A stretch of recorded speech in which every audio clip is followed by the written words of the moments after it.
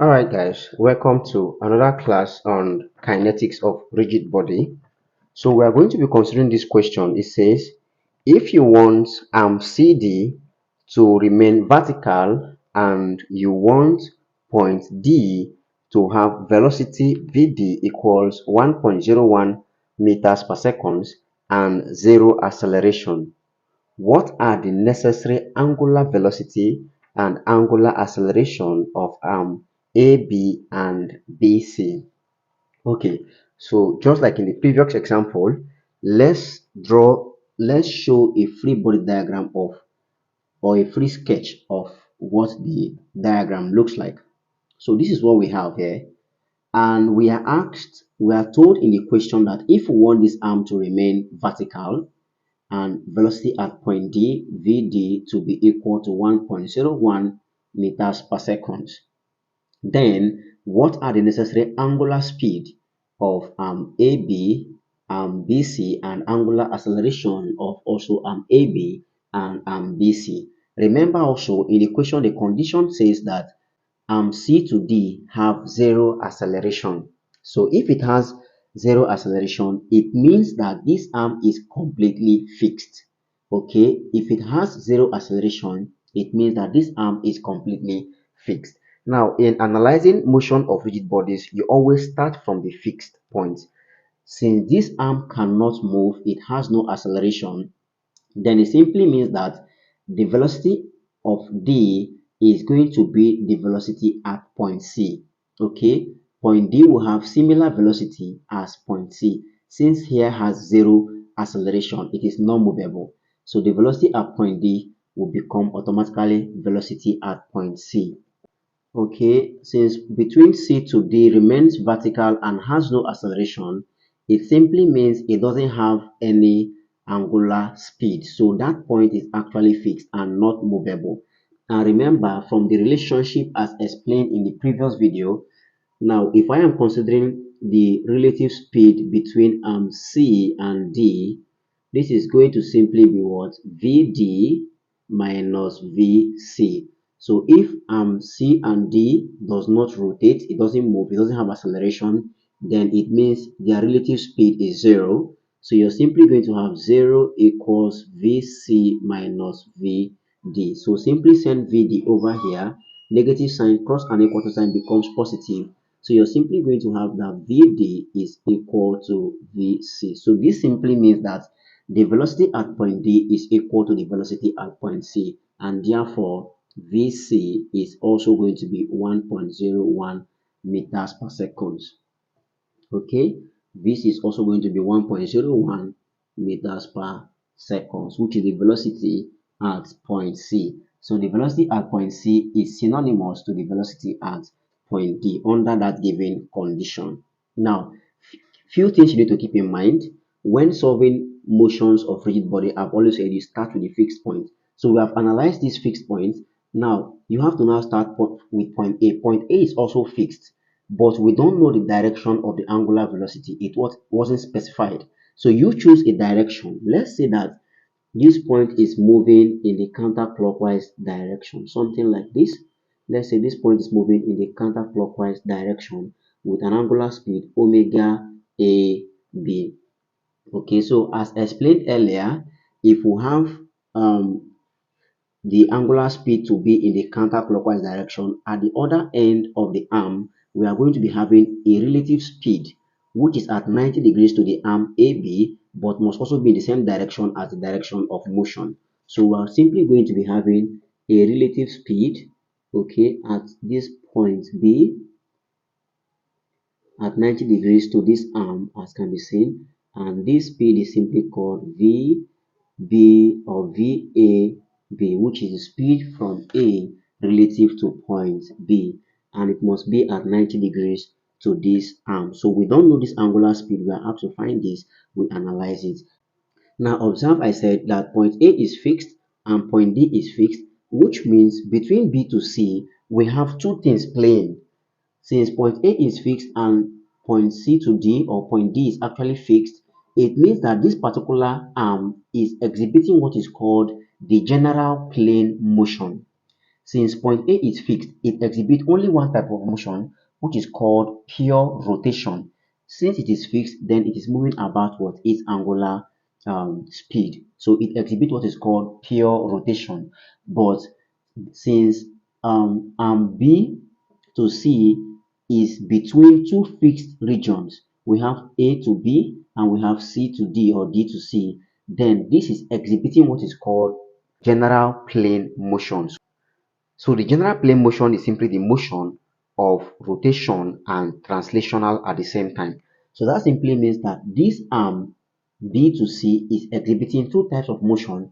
It is rotating since this arm is rotating, but then again it is also translating since it is between two arms that are rotating. So if this is moving in this direction, this will be moving about in this manner. Okay, it will be moving about in this direction, going up and down, so exhibiting both rotation and translational motion. That is simply called the general plane motion. Now, having done analyzing this part, we now know that velocity at point C is equal to velocity at point D. Mind you, velocity at point D is acting vertically downwards.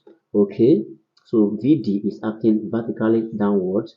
So this simply means at point C, this velocity will also act there vertically downwards. All right, so we are going to be effecting all of this, okay, vertically downwards. Okay, so we are going to be effecting all of this in the free body diagram when we start our calculation. Okay, now what we'll do is consider the free motion or the pure rotation of arm A to B. Let's consider this fixed point now. Consider the pure rotation of arm A. We always start with the fixed point. We are done analyzing this. Now we'll move to arm A to arm B. Okay, so now we are considering the pure rotation of A to B. So let me just put the diagram once more. Okay, you have this. This is arm A down to arm B. So this is what the free body diagram looks like. Remember I said since we are given a direction of angular speed, we now choose clockwise direction for it. So we are simply saying if this is arm A and this is arm B, if this arm is rotating in the anti-clockwise direction, which is now called omega A B, then I said at the extreme end or at point B, we are going to be having a relative speed which acts at 90 degrees to the arm and must be in the same direction as motion. So we have a speed here. Okay, we have a relative speed here. Call this VAB, which means relative speed from point A down to point B, and it must be at 90 degrees to this point as can be seen. All right, another thing to consider is the radius of the arm, which is the distance given. This arm A to B has a total distance of 300 millimeters. So we convert this to meters, that becomes 0.3 meters. So the radius arm R AB is equal to 0.3 in meters.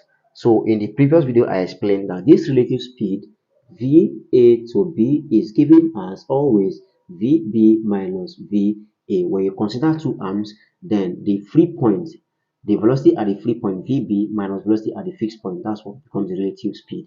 Okay, now the aim is to find velocity at point B. So we need to find VB. Therefore, VB is equal to sending minus VA over here. It becomes VAB, negative sign, cross and equal sign becomes positive, plus VA. And we have this. So we need to now find what is VA. But remember that since point A is fixed, therefore VA is automatically what? 0. Since point A is fixed. This simply implies that velocity at point B is equal to what? The relative velocity B A or A B. So we need to now find what is the relative velocity. Now keeping this equation aside, relative speed VBA or VAB is simply given as the position or total distance between A and B multiplied by the angular speed between A and B. So this simply implies that VBA is equal to, I keep using VBA, you can also use VAB please. This is now equal to the distance from A to B is given as 0.3. So you have 0.3 multiplied by angular speed between A to B. So this simply means that the speed between A and B is equal to 0.3 omega A D. So this is our relative speed.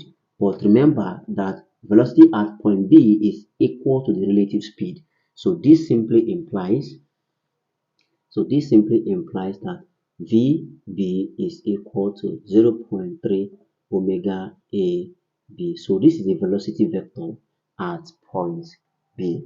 Alright, so having found velocity at point B, let's pull the original diagram now to explain. So this is the main diagram. We have finished the analysis of this arm AB. Now we move towards arm BC. Observe that arm A is fixed, and from the question, it was also said that arm D to C is also fixed, is non-movable. Arm D or portion D has a zero acceleration, which simply implies that this arm completely is fixed since it is not accelerating. So which means arm BC is found between two fixed objects or two fixed portions, point A and point D. For that reason, arm B to C is not just fixed, but arm B to C is exhibiting two types of motion. The first motion is translational. As this arm is moving towards this direction, that means this arm BC is also what? Translating and rotating at the same time. Since it is found between two fixed points, it means it is rotating, and since these two fixed points are also rotating, it means this arm will be translating, moving up and down in this manner, depending on the motion of these two arms. So arm BC is exhibiting what is called general plane motion, which is the motion involving translation and rotation at the same time. So now we simply consider the general plane motion of portion B to C. Okay, so let's do a free body diagram of this arm and analyze. Now to do that, you're going to be drawing two diagrams separately for arm B to C. The first diagram indicates the translation and the second diagram indicates the rotation of this arm. So you translate about the known velocity. Observe that we said earlier, if the velocity at point D is 1.01 meters per second, then we also analyzed and found out that the velocity at point C is also 1.01 meters per second. So which means the velocity at portion C has been found. We know it. So we simply translate about the known velocity, which is point C. Then also we rotate this arm B to C about the known velocity, which is also point C. So I will show all of this in the free body diagram. So let's do that now.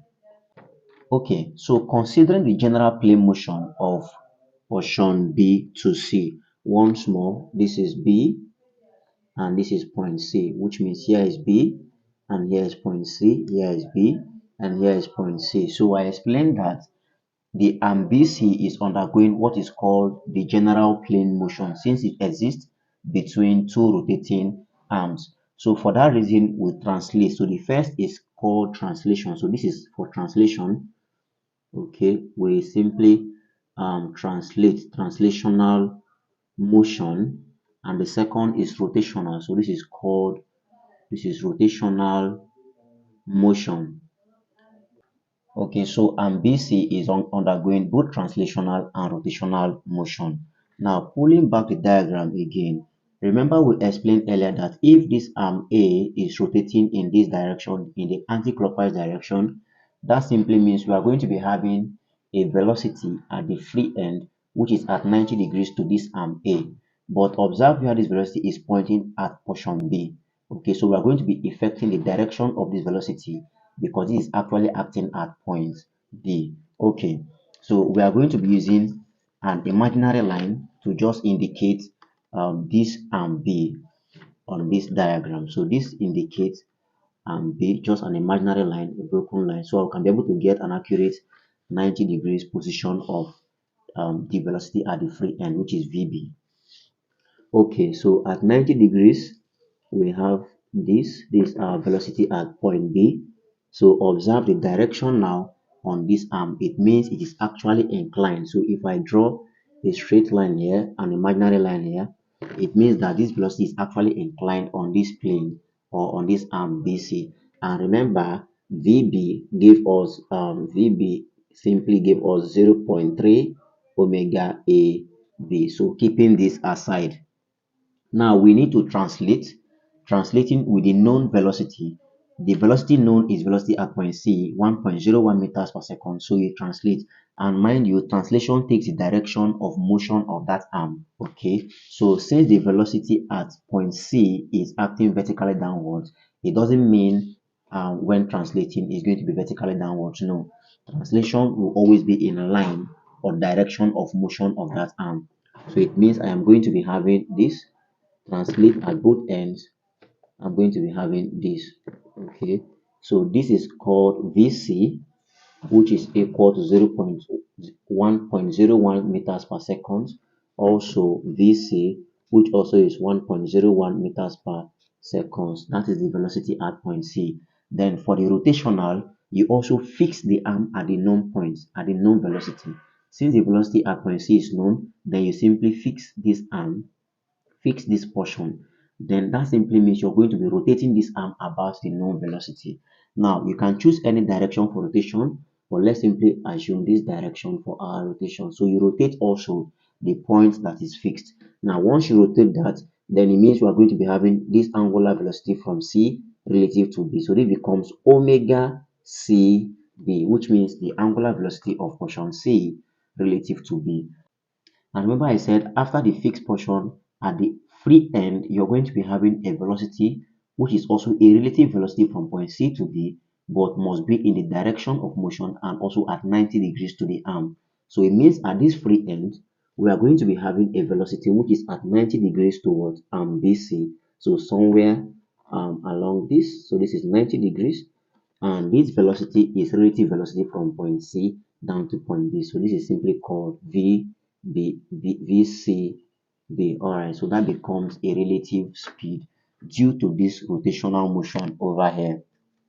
So that is the whole analysis of the general plane motion. The next thing now to do is to draw a velocity vector diagram using the directions indicated. You draw a velocity vector diagram. First of all, you have your translational velocity pointing in this direction, and then you have the relative velocity for the rotation pointing at 90 degrees to this arm. So observe that the translation is in the same direction as the arm, so which means the rotational velocity, or in this case the relative speed for the rotation, makes an angle of 90 degrees with the translational velocity.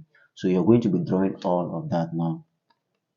Okay, so let's do that over here. Let's simply use this for translation. So this is our translational velocity, which is this. Then observe that this is our VC, so simply call this VC, which is the translational velocity. Then for the rotational, we have the relative velocity making an angle of 90 degrees.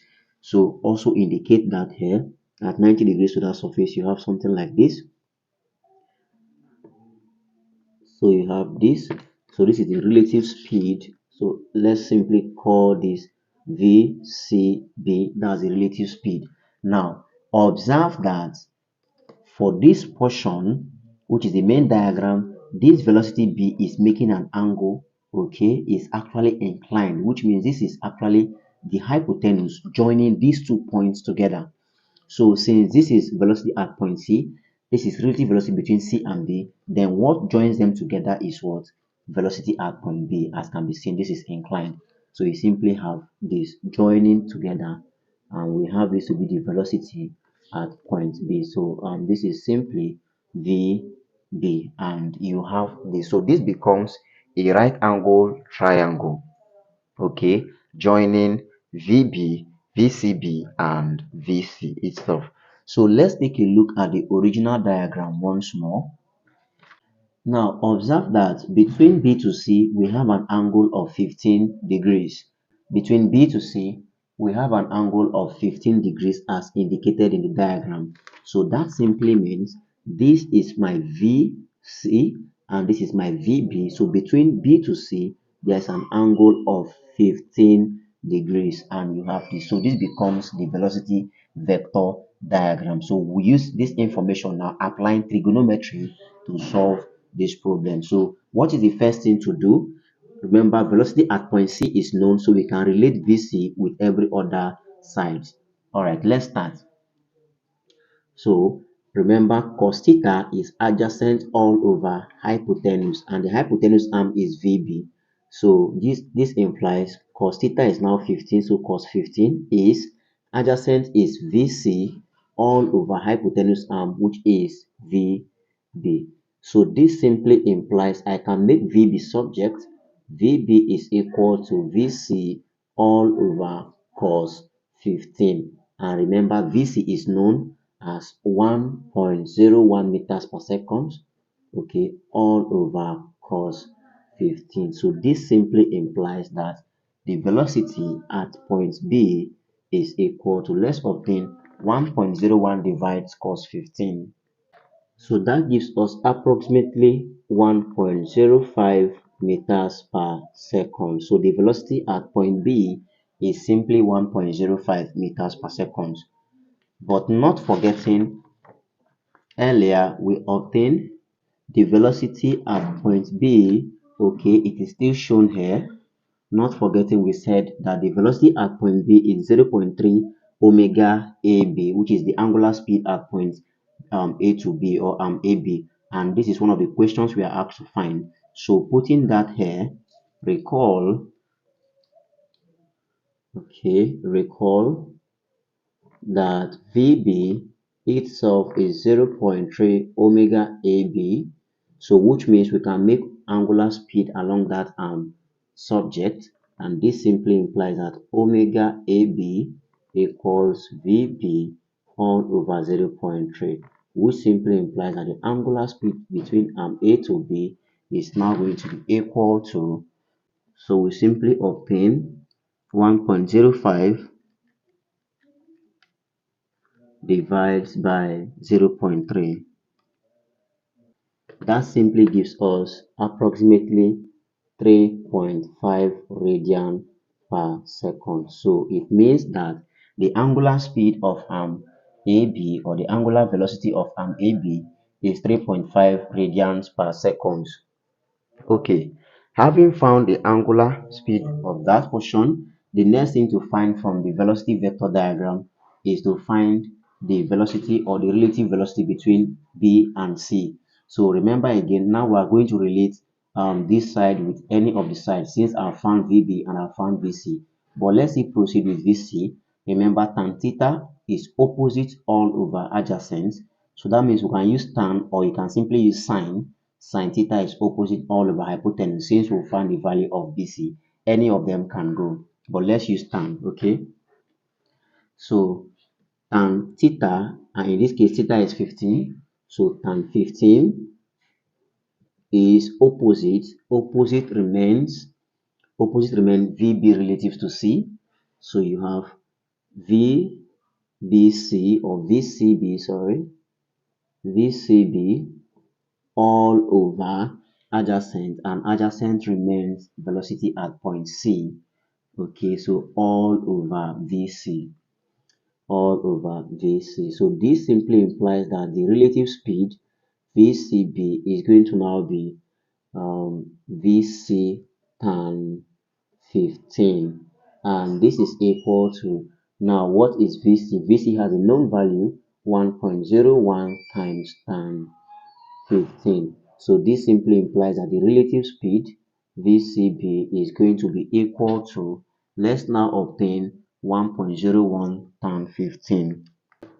That gives us approximately 0.28 meters per second. So it means that the relative velocity between portion C to B is 0.28 meters per second. And if that's the case, then recall that the angular speed omega CB is going to always be velocity, or relative velocity, between C and B multiplied by the radius arm between C and B.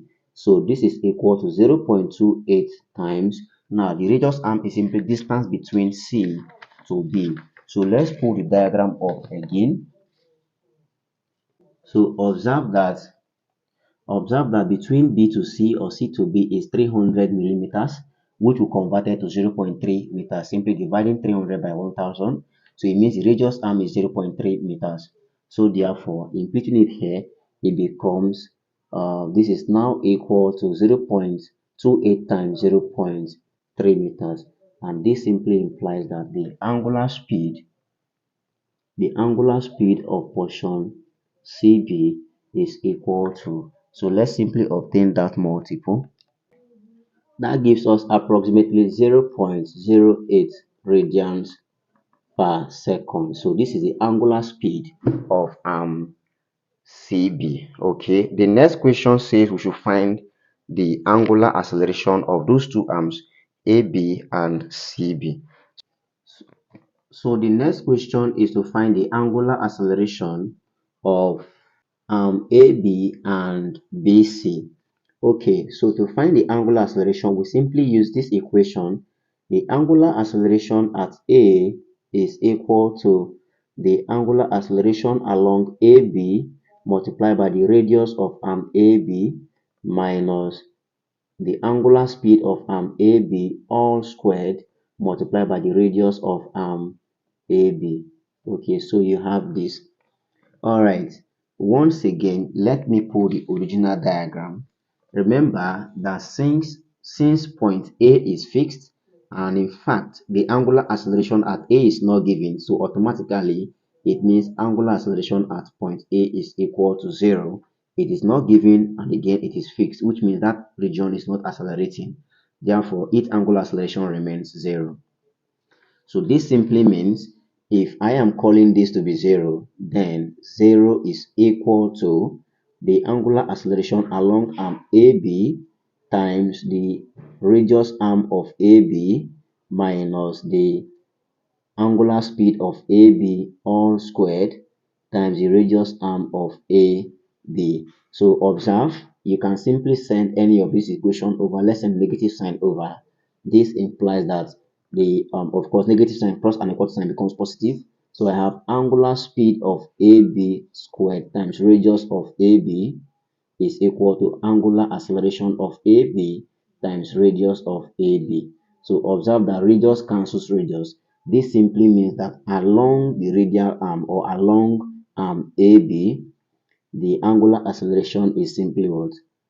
Omega squared of AB. Okay, so simply the square of the angular speed, that gives us the angular acceleration. And this simply implies that angular acceleration along arm AB is going to be equal to the angular speed of arm AB. Let me pull it out again. We had it to be 3.5 radians per second squared. So simply the square of 3.5. So we have 3.5 all squared.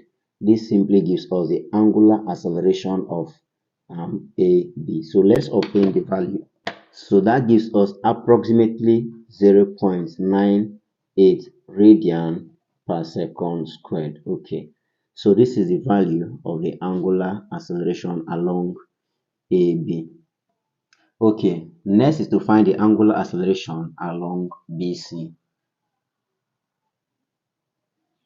Alright guys, so for the angular acceleration of portion C, this is going to be equal to the angular acceleration of portion C to B times radius of portion CB minus the angular speed of portion CB all squared times radius of portion CB.